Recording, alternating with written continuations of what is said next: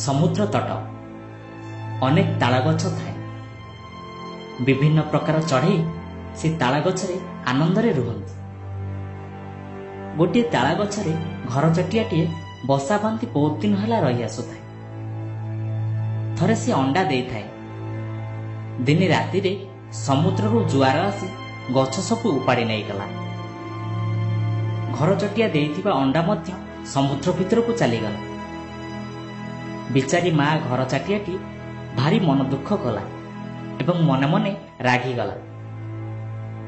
କ'ଣ ବା କରିବ, କାହାକୁ ବା କହିବ? ବାରମ୍ବାର ସମୁଦ୍ର ପାଖକୁ ଉଡ଼ି ଯାଉଥାଏ ଏବଂ ପୁଣି କୂଳକୁ ଫେରି ଆସୁଥାଏ। ଧୈର୍ଯ୍ୟ ଧରି ପାରୁନଥାଏ। ମନକୁ ବୁଝାଇଲେ ମଧ୍ୟ ମନ ତାର ବୁଝୁନଥାଏ। ଶେଷରେ ସେ ସମୁଦ୍ରକୁ ବହୁତ କାକୁତି ମିନତି ହୋଇ ତାର ଅଣ୍ଡା ଫେରାଇ ଦେବା ପାଇଁ କହିଲା। ସମୁଦ୍ର ତ ମହାପ୍ରତାପୀ, ତା କଥାକୁ ଥରକୁ ଥର ଗର୍ଜନ କରି ଭୟ ଦେଖାଉଥାଏ। ଆନନ୍ଦରେ ନିଜ ଗର୍ଭକୁ ଫୁଲାଇ ଢେଉ ହୋଇ ଘରଚଟିଆ ଆଡ଼କୁ ମାଡ଼ି ଆସୁଥାଏ। ଘରଚଟିଆ ଯେତେ ବିନୟ ହୋଇ କହିଲେ ସୁଦ୍ଧା ତା କଥା ସେ ଶୁଣିଲା ନାହିଁ। ଘରଚଟିଆ କୌଣସି ଉପାୟ ନ ପାଇ ମନେ ମନେ ଠିକ୍ କଲା, ସେ ସମୁଦ୍ରକୁ ଶୁଖାଇ ଦେବ ଏବଂ ସେ ତା ଅଣ୍ଡା ଫେରାଇ ଆଣିବ। ଏହା ଭାବି ସେ ତାର ଛୋଟ ଥଣ୍ଟରେ ପାଣି ବୁହାଇବାକୁ ଆରମ୍ଭ କଲା। ତାର ଏ ପ୍ରକାର ଦୁଃସାହସିକ କାମ ଏବଂ ଦୃଢ଼ତା ଦେଖି ସମସ୍ତେ ତାକୁ ହସିବାକୁ ଲାଗିଲେ, ଥଟ୍ଟା ପରିହାସ କଲେ। କାହାରି କଥା ସେ ଶୁଣୁନଥାଏ। ଦୃଢ଼ତା ନେଇ ନିଜ କାର୍ଯ୍ୟରେ ନିଜେ ଲାଗିଥାଏ। ଚାହୁଁ ଚାହୁଁ ତାର ଏହି କଥା ଚାରିଆଡ଼େ ବ୍ୟାପିଗଲା। ଏକାନ ସେକାନ ହୋଇ କଥାଟି ଯାଇ ବିଷ୍ଣୁଙ୍କ ବାହନ ଗରୁଡ଼ଙ୍କ କାନରେ ପଡ଼ିଲା। ଘରଚଟିଆ ଥିଲା ଗରୁଡ଼ଙ୍କର ସାନ ଭଉଣୀ।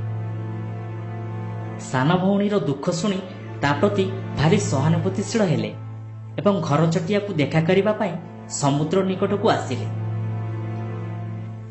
ଘରଚଟିଆ ଏକ ନଜର ହୋଇ ସମୁଦ୍ରରୁ ପାଣି କାଢୁଥାଏ।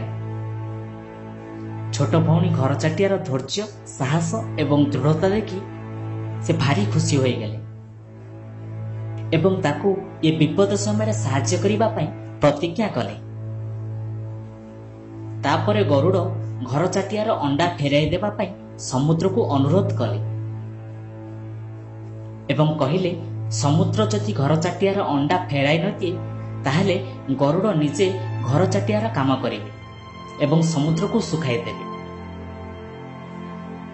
ଗରୁଡ଼ ହେଉଛନ୍ତି ସ୍ୱୟଂ ନାରାୟଣଙ୍କର ବାହନ। ଗରୁଡ଼ଙ୍କର ବଳ ଏବଂ ପରାକ୍ରମ ସହ ସମୁଦ୍ର ବେଶ୍ ପରିଚିତ। ତାଙ୍କ କଥାରେ ସମୁଦ୍ର ଖୁବ୍ ଡରିଗଲେ ଏବଂ ଘରଚଟିଆର ଅଣ୍ଡା ଫେରାଇ ଦେଲେ। ଅଣ୍ଡା ପାଇ ଘରଚଟିଆ ଖୁବ୍ ଖୁସି ହେଲା। ଘରଚଟିଆର ଦୃଢ଼ତା ଏବଂ ଧୈର୍ଯ୍ୟ ଯୋଗୁଁ ସେ ଗରୁଡ଼ଙ୍କର ସାହାଯ୍ୟ ମଧ୍ୟ ପାଇପାରିଲା। ତେଣୁ ଯେ ନିଜକୁ ନିଜ ସାହାଯ୍ୟ କରି କାମ କରିଯାଏ ତାକୁ ଭଗବାନ ମଧ୍ୟ ସାହାଯ୍ୟ କରିଥାନ୍ତି।